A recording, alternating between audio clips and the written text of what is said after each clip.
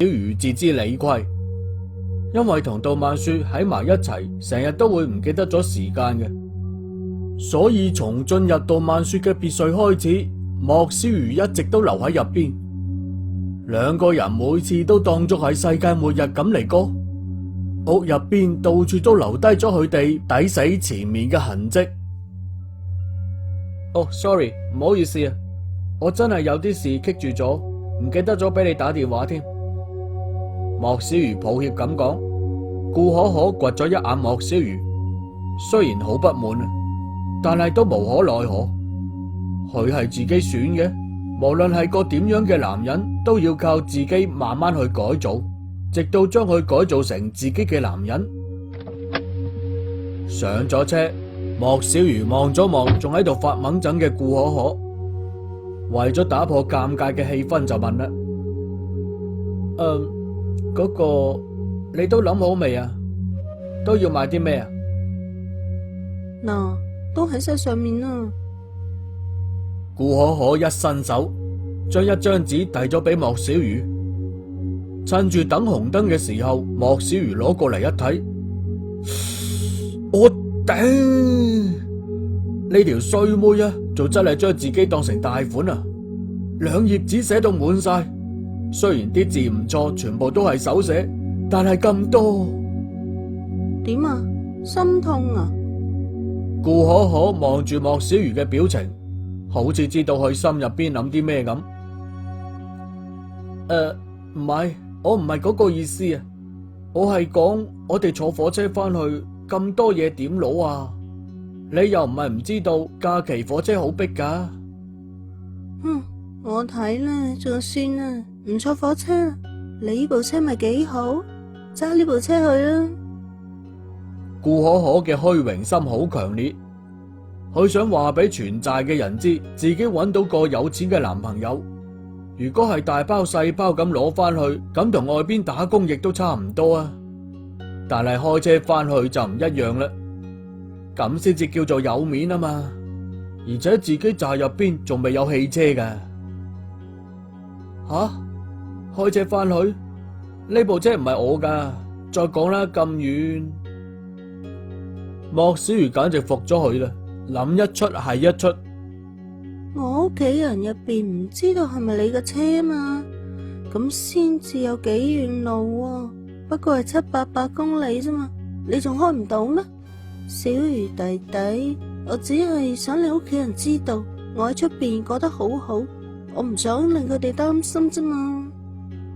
顧可可嘟住個嘴，開始看莫小魚扭計啦。我哋，最頂唔順呢副架勢啦。本身諗好好多拒絕嘅理由，但係顧可可一開口，直接將莫小魚封到死晒。莫小魚開車直接入咗沃爾瑪，佢同顧可可一人推住一部車，咁多嘢，一部車肯定裝唔落噶。但係買下買下，莫小魚就覺得唔係好妥啦。點樣睇都覺得顧可可好似喺度搞批發咁嘅。其他唔使講啦，淨係女人戴嘅疤就買咗成100件。你哋屋企有咁多女人噶？買咁多，定係準備未來10年都唔使買啊？嗰個可可啊，呢啲嘢你買咁多做咩啊？時間長咗，嗰啲背帶扣都可能會生鏽或者風化啦，就唔可以用噶啦。不如現買現用好啊。莫小魚試探住講：你同我定啦，呢啲嘢翻落去啊，即刻就用到噶啦。你以為我家陣係幫我哋自己屋企買噶？我家陣係為成個仔啲鄉親買嘅。我阿爸身體唔好，屋企入邊一直都係靠啲鄉親幫襯嘅啫。我翻去唔帶啲嘢點得？我哋唔怪得知買咁多嘢啦，原來係為咗全寨嘅人喺度採購啊！唉，莫小魚徹底無語啦。買就買啦，好在都係一啲生活用品，使唔到幾個錢啊。最貴嘅嘢係買咗一台筆記簿電腦，話係俾佢妹妹買嘅，以後就可以同屋企入啲視頻啦。你屋企仲有妹妹噶？係啊，仲有個妹啊，靚過我添，家陣係上高中噶啦。為咗照顧屋企入邊啊，點都唔想考大學喎。我阿媽講啊，開咗學之後就再都唔去。咁我啊，真係想翻屋企睇下佢噶嘛。莫小魚注意到，講起自己嘅妹妹，顧可可面上瞬間就暗淡咗落嚟，咁令到莫小魚心入邊一陣唔舒服啊！呢個望落去張揚跋扈嘅女仔，只不過係諗住用咁樣嘅方式嚟掩飾自己嘅脆弱啫，其實佢根本就冇咁堅強啊！莫小魚嘆咗啖氣，一抬頭喺隔住一排嘅貨架後邊，見到一個自己似曾相識嘅人。嗰個人透過毛巾被嘅罅，偷偷咁望住莫小魚。突然間，莫小魚諗起啦，呢個人曾經喺姬可卿屋企綁架過自己，但係俾自己一腳踢喺面上。上次被綁嘅時候，仲聽毫毛講嗰條友隻眼盲咗一隻，但係莫小魚望落去，呢條僆仔冇咩事啊。但係當莫小魚即刻兜個貨架去揾嗰個人嘅時候，卻唔見咗啦。望住超市入邊輕輕含含嘅人流，莫小魚再都揾唔到嗰個人啦。你點啊？顧可可推住部車跟咗過嚟。哦，冇事，撞到個熟人，一眨眼就唔見咗啦。冇事，繼續買嘢啦。但係莫小魚覺得呢件事絕對唔係巧合，話唔定嗰條友就喺度跟蹤自己啊！如果係嘅話，咁係邊個派過嚟嘅呢？唔係又係雷鳴山啊嘛？呢條仆街點會及住自己噶？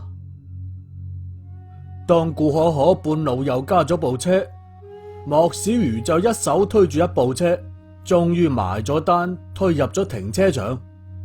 有咗喺超市嘅警惕，喺停車場佢更加警惕啦，因為停車場係最容易出事嘅地方。打開喐耳喐嘅後備箱，放到後排嘅座位，將嗰啲嘢一件一件咁塞入去。但係呢一切莫小魚都冇喐手，都係顧可可一個人喺度做，而佢淨係點咗支煙，悠閒咁望住周圍。女爺，喐唔喐手啊？喺離莫小魚冇幾遠嘅一部汽車入邊，啱啱跟蹤莫小魚嘅人問雷鳴山啦：奇怪啦，呢條仆街點解咁警惕嘅？你啱啱係唔係驚動咗佢啊？雷鳴山擰轉頭問嗰個人：冇啊，佢根本冇發現我。跟蹤莫小魚嘅人唔敢承認自己俾莫小魚發現咗，所以矢口否認。唉，咁落去白搭噶喎，隔幾十米我哋過去，佢早就開車走咗啦。呢條仆街有啲意思啊，居然學精咗啊！雷鳴山講，喺佢哋仲喺度商議嘅時候，顧可可放好嘢，莫小魚上車開車走咗啦。點辦啊，雷爺？我啫，跟上去睇下佢哋去邊。雷鳴山命令。呢條 PK 都幾有女人緣噶喎，唔係同呢個就係同嗰個。唉，係啦，嗰條靚妹係邊個啊？生得仲唔錯啊？你呢幾日唔好做其他嘢啦，同我夾住嗰條靚妹，查清楚同莫小魚乜嘢關係。佢老母啊，你狡猾，我就攞你嘅女人落手。雷鳴山咬住牙講。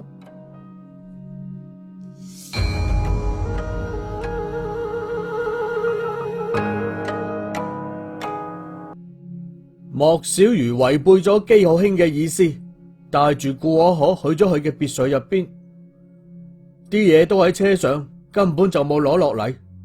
反正呢幾日就要出發啦，都唔係食嘅嘢，唔會壞嘅。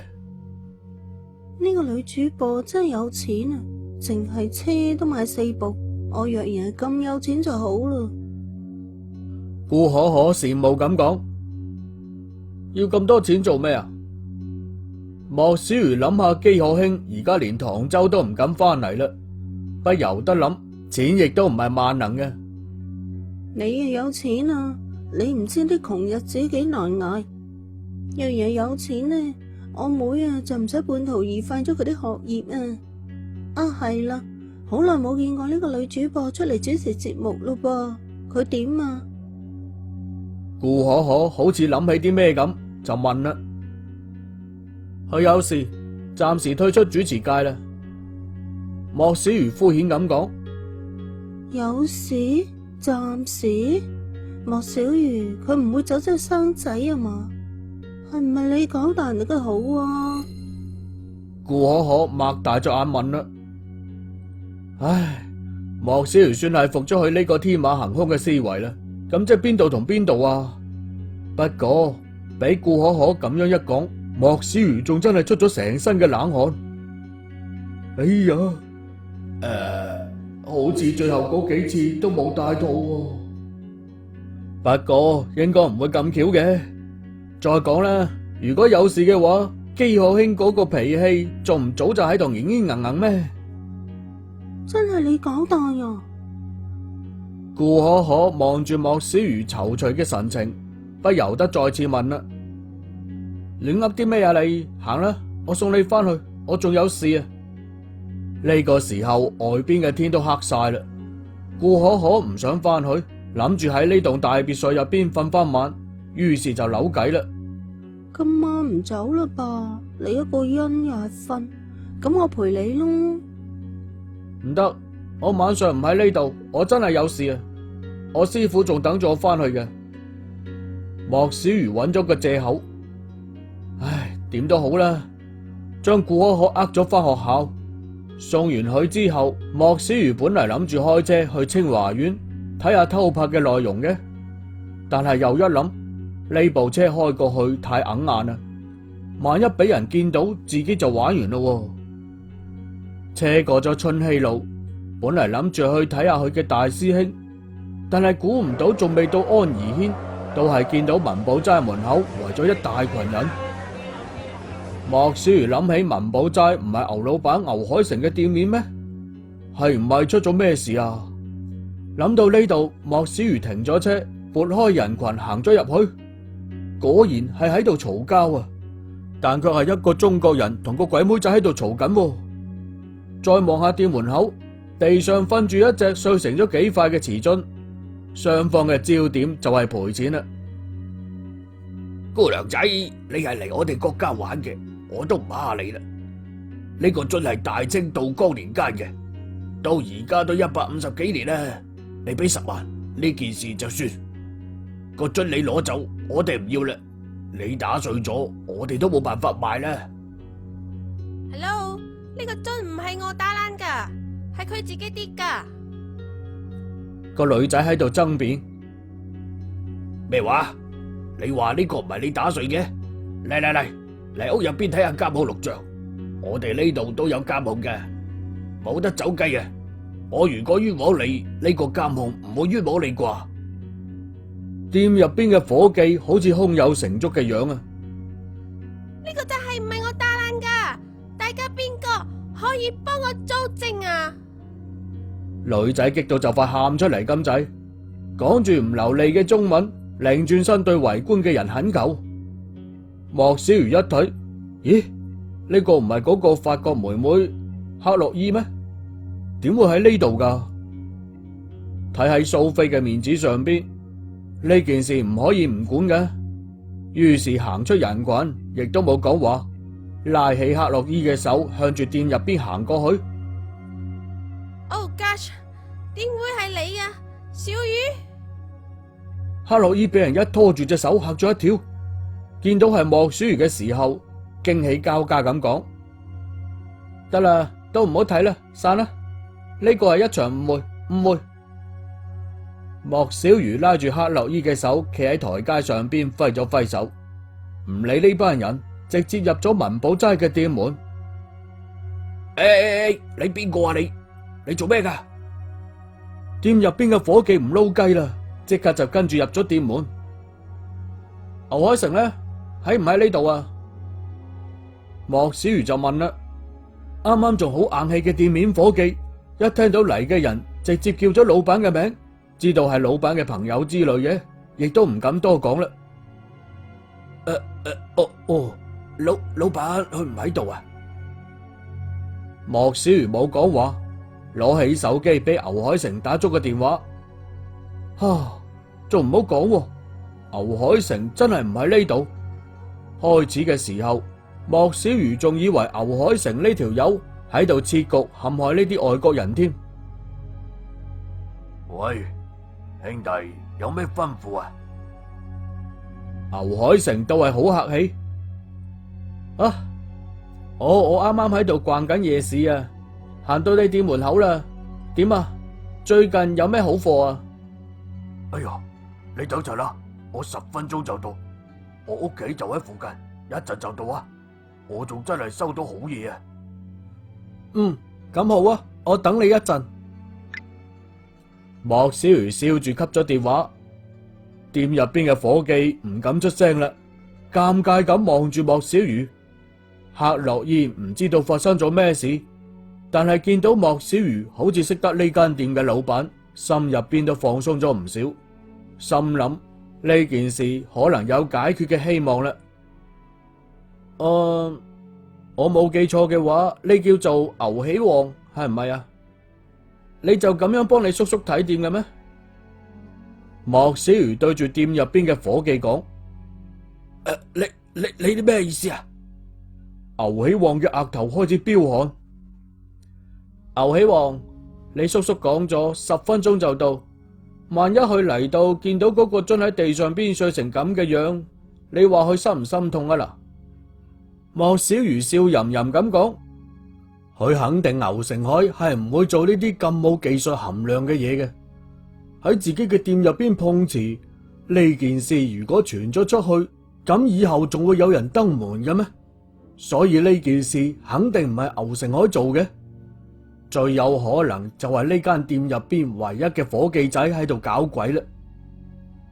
果然，莫小魚話音未落，牛喜旺即刻攞起門口嘅掃把去清掃嗰啲碎瓷片啦。唔使一陣啊，門口就已經乾乾淨淨，連嗰隻爛樽都唔知抌咗去邊度添。克洛伊睇到 O 晒嘴。啱啱仲要自己賠10萬，仲講乜嘢道光皇帝時候嘅樽添，而家就咁樣抌咗，佢再唔明中國嘅人情世故，亦都知道自己啱啱差啲俾人呃咗啦，即刻要衝出去揾牛喜旺理論，但係俾莫小魚拉住咗。莫小魚將手指放喺嘴邊，噓咗一聲就講啦：噓，算啦，我哋翻去再講。克洛伊強壓住內心嘅怒火，嘻嘻呵呵咁鼓埋泡腮，坐咗喺莫小魚嘅身邊，望住翻到店入邊嘅牛喜旺，恨不得一啖食咗佢落肚啊！但係好在莫小魚喺身邊拉住佢，如果唔係就真係衝咗出去噶啦。呢個時候，牛成海着住孖煙通，踢住人字拖，手入邊仲攞住把大蒲扇。睇嚟佢啱啱係喺外邊唞涼啊！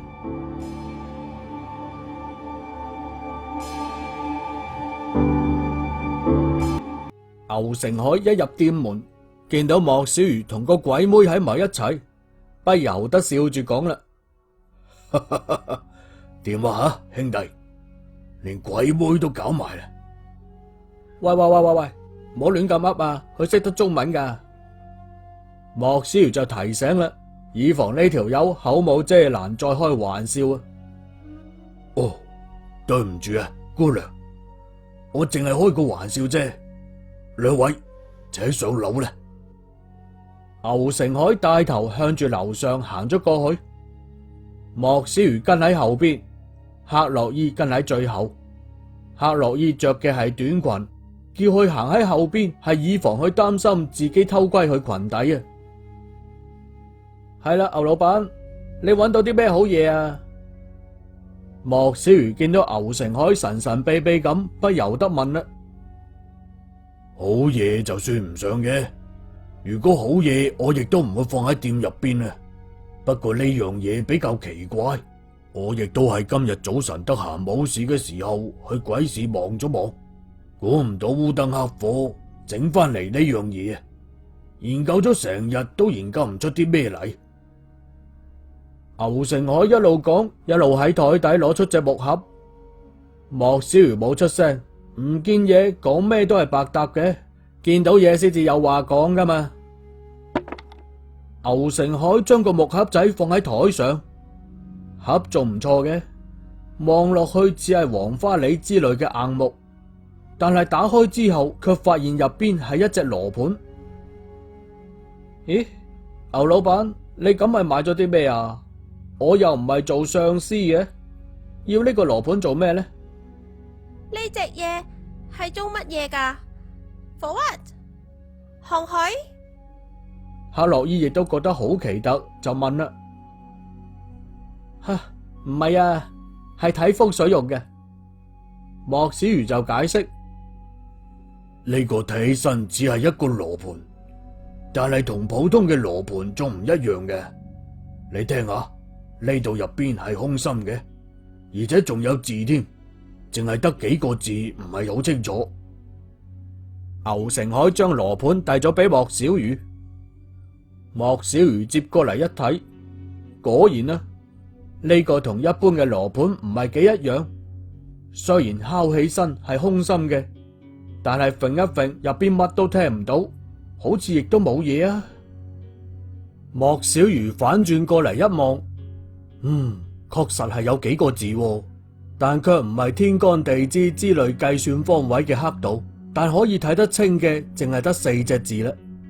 面水靠山，因為個羅盤係銅嘅，唔知道係因為歲月嘅侵蝕啊，定係被人為咁搓走咗，反正剩低嗰幾隻字都睇唔清係咩啦。見到呢4個字之後，莫小魚不由得成身一震。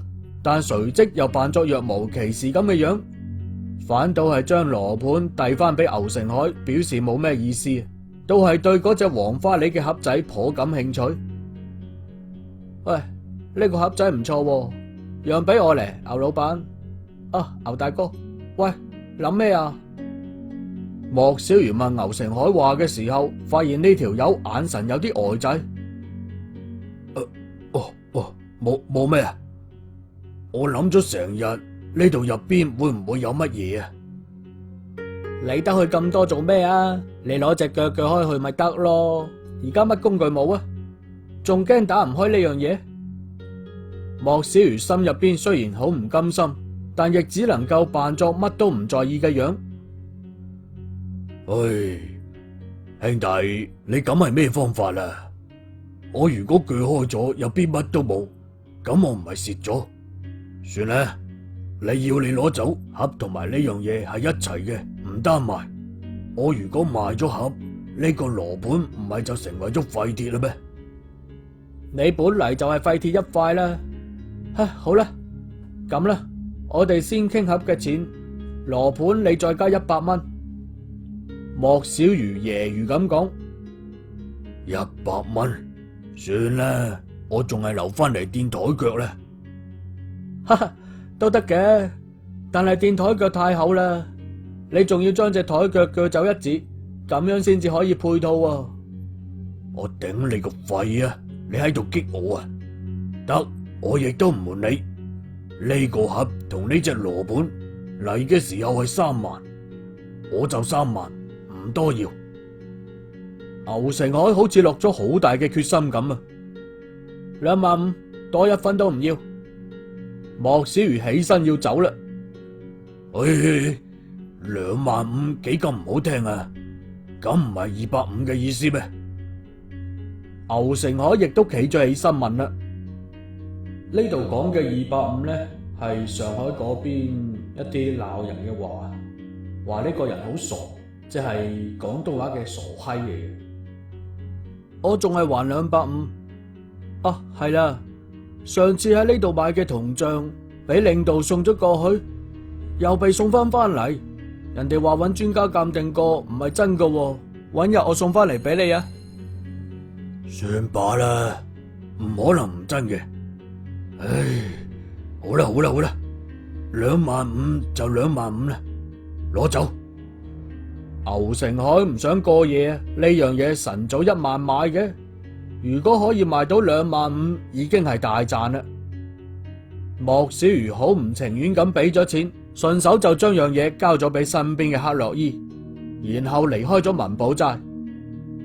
牛成海都唔傻嘅，但佢又唔捨得呢幾萬蚊，再加上去做嘅就係倒入嚟倒翻出去嘅買賣，所以唔壓貨係佢嘅底線。呢隻嘢對你好重要？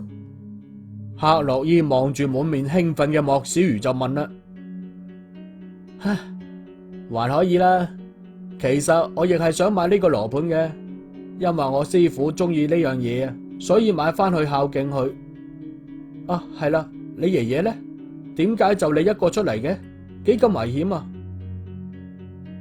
哦，佢翻去咗啦 ，Sophie Auntie 都一齊翻去咗，好似係巴黎畫展要開幕啦，佢哋趕住翻去，要喺開幕之前翻去，都唔知道乜嘢事，好急嘅樣。克洛伊慢慢咁講：哦，翻咗去啦，係啦，你住邊啊？我送你翻去啦。我仲係住喺唐州大酒店，多謝。克洛伊喺度搞手入邊嘅盒仔，望落去好中意。到咗酒店門口，克洛伊落咗車，擰轉頭向莫小魚怕怕醜醜咁笑咗笑，就問啦：莫先生，唔想去飲杯咖啡？莫小魚見到克洛伊嘅樣，知道一個女仔請你去間房度坐下，跟住落嚟會發生咩事，但係莫小魚唔想咁做啊。克洛伊睇起身好單純，或者呢個唔係單純嘅愛慕，而係男女之間純潔嘅情愛。好多時候性同埋愛情係無關嘅。哦，第日啦，我仲有事。係啦，呢個送俾你。莫小魚將隻羅盤從個盒入邊攞咗出嚟，將嗰隻黃花梨木盒送咗俾克洛伊。Oh really？ 真係？多謝。克洛伊啱啱俾莫小魚拒絕嘅失望，又俾呢個突如其來嘅驚喜代替咗。雙手接過嗰隻盒仔，喺莫小魚仲未反應過嚟嘅時候，一個輕輕嘅吻印咗喺莫小魚嘅面上。莫小魚冇再耽擱啦，開車直接去咗博物館。唔知道呢個時候文玉珊係唔係仲喺度？